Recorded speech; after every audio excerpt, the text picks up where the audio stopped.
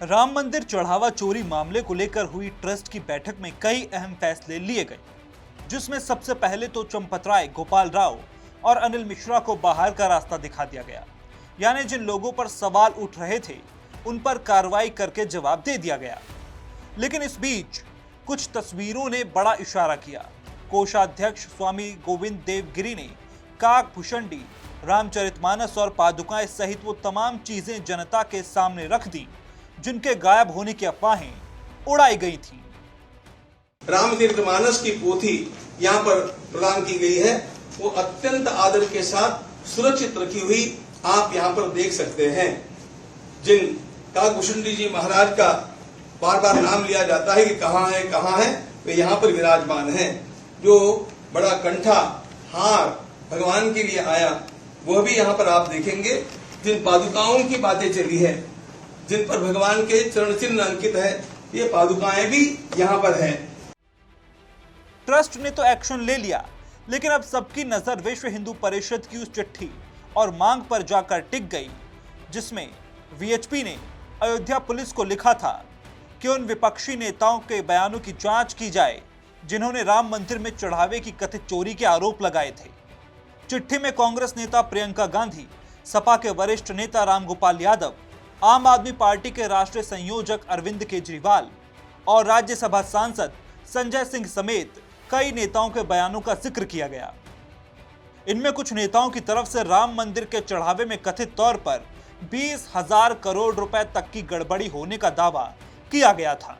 वहीं कुछ बयानों में मंदिर के नाम पर करोड़ों रुपए की चोरी और जमीन खरीद में कथित अनियमितताओं के आरोप भी लगाए गए थे। वीएचपी ने इन सबसे सबूतों की मांग की थी। पर वो जो 1 किलो की रामायण थी जिसका शोर मच रहा था, वो तो दिखा दी। काक भुषुंडी दिखा दिए।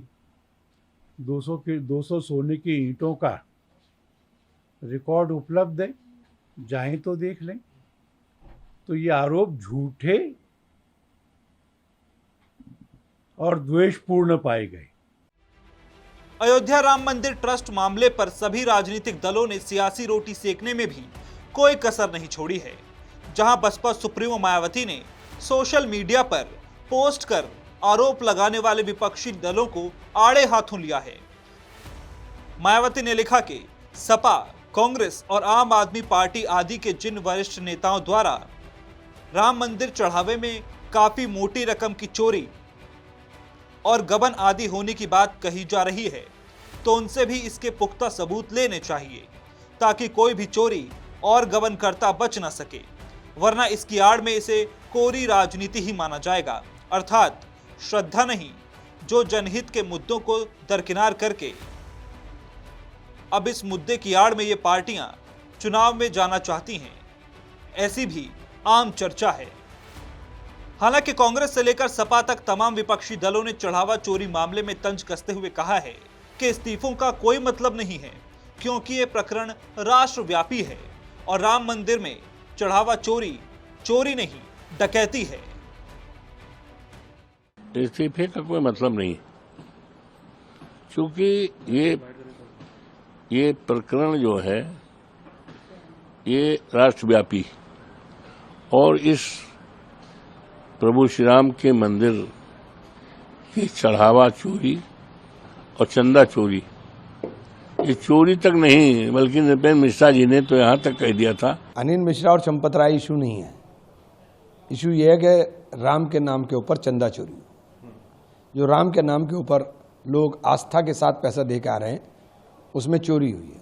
और जो रिपोर्ट इनकी कह रही है कि 27 अप्रैल से 6 जून के बीच केवल 1 महीने, 1.25 महीने के अरसे में 70 बार, मतलब 70 दिन नहीं है टोटल, जिसमें 70 बार चोरी हो रही है, तो 4 साल में कितना हुआ होगा उसका अंदाजा आप खुद लगा सकते हो। सभी आरोपों और प्रत्यारोपों के बीच सीएम योगी आदित्यनाथ ने भी विपक्ष पर कड़ा निशाना साधा है। इनकी पीड़ा तो ये थी कि जहां पे ये बाबरी का गुलामी ढांचा देखना चाहते थे, आज आप सबके पुरुषार्थ से वहां भगवान राम का दुनिया का सबसे बड़ा मंदिर खड़ा है, और यही तो पीड़ा समाजवादी पार्टी की। अब तो इन सपाइयों से, इन कांग्रेसियों से गिरगिट भी शर्मा रहा होगा कि भाई देखो, कम से कम एक नई प्रजाति आ गई है कि जो हमसे तेजी के साथ रंग बदलती है। बहरहाल कई दिनों से चले आ रहे अयोध्या के विवाद का एक अध्याय तो खत्म हो गया और अब कार्रवाई की सुई विपक्ष के नेताओं और तमाम चीजों के गायब होने वाले लोगों की तरफ घूम रही है। और सवाल ये तैर रहे हैं कि क्या इस मौके पर ऐसे आरोप लगाने वाले लोग भी कोई षड्यंत्र या साजिश कर रहे थे।